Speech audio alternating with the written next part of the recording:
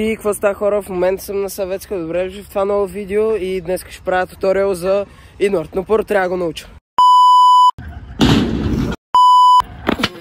Не.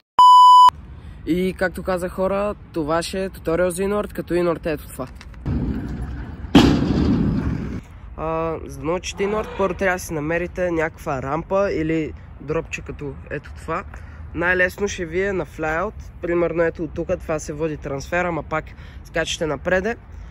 Докато може да се научите и на Air, като в това видео аз ще обяснявам за Air, но същото е и за флайаут. Първо, ако искате да направите инорд, освен да си намерите къде да го тренирате, трябва да научите motion доста добре, като за регулър се върти от лявата страна, ето по този начин, а за глави от дясната страна, като се кечва с кръка, който по принцип кечвате тейлвип и разни други трикове, където при регулър е десния крак, а при гуфи е левия крак.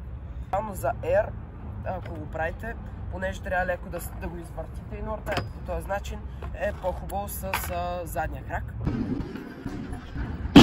И хора, първо инорда се бута с краката, трябва е така. Има два начина, така или е така, като аз лично бутам повече с предния крак и е доста до motion, в смисъл, ако можете е така да си въртите motion, ще е доста по-лесно. Не, това беше. Косто умря. За кой, че няма темп. Не, няма как. Що? Мъчиш го, айде. Това мисля, че беше по-добре от миналия път.